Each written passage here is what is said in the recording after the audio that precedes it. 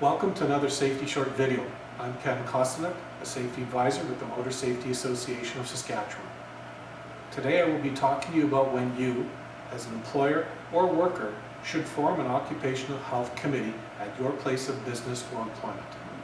The Saskatchewan Employment Act and the Occupational Health and Safety Regulations provide us with clear direction on how to and when it is time to establish an occupational health committee. For every place of employment where 10 or more workers of one employer work, the employer shall establish an occupational health committee and designate persons as members of that committee. An occupational health committee must consist of at least 2, but no more than 12 persons. The Motor Safety Association recommends at least 3 to 11 persons in order to simplify the voting process. At least half of the members on the Occupational Health Committee must represent workers other than workers connected to management. No person who represents workers shall be designated as a member of an Occupational Health Committee unless the person has been elected by the workers for whom the person would represent. The employer shall select a person or persons to represent the employer. The employer must also ensure that a sufficient number of the members representing the workers on the committee will equitably represent groups of workers who have substantially different occupational health and safety concerns. These members will serve on the Occupational Health Committee for a term of 3 years or until they resign and a successor is designated. They may be redesignated for subsequent terms. The employer must post the names of the Occupational Health Committee members or representative in a conspicuous location at every place of employment. This would most likely be the company's health and safety bulletin board. When an Occupational Health Committee meeting occurs, the Occupational Health Committee must ensure that a quorum is met in order for the meeting to be considered valid. A quorum must consist of at least half of all the members on the committee being present at the meeting. Of this group of committee members being present, half of those must represent the workers, and there must be at least 1 member representing the management.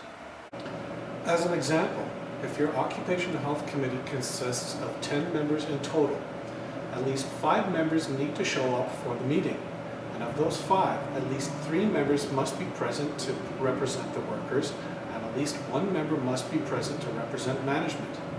It is recommended that of the members that do attend the meeting, one of the co-chairs, either management or worker, needs to be available to chair the OHC meeting. Once your company has met the requirements to start a new Occupational Health Committee from scratch, the first Occupational Health Committee meeting must occur within 2 weeks of starting an Occupational Health Committee. The Occupational Health Committee must hold 3 subsequent meetings at intervals not exceeding 1 month, and after that, hold regular meetings at intervals not exceeding 3 months.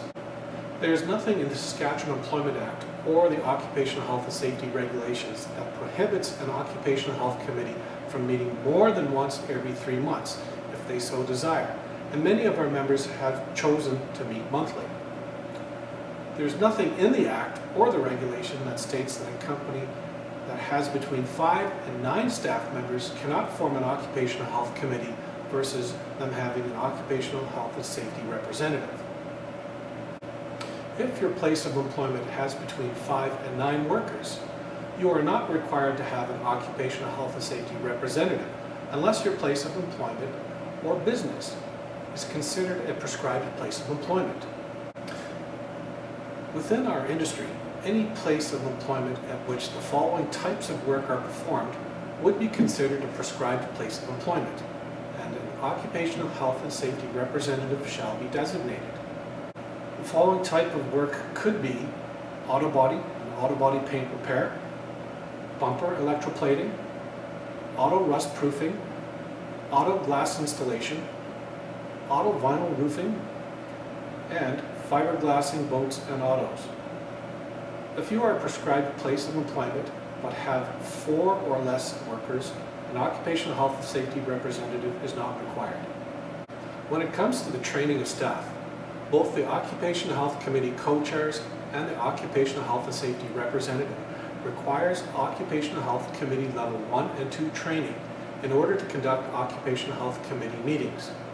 However, it is recommended that all Occupational Health Committee members receive Occupational Health Committee Level 1 and 2 training to properly fulfill their roles on the Occupational Health Committee.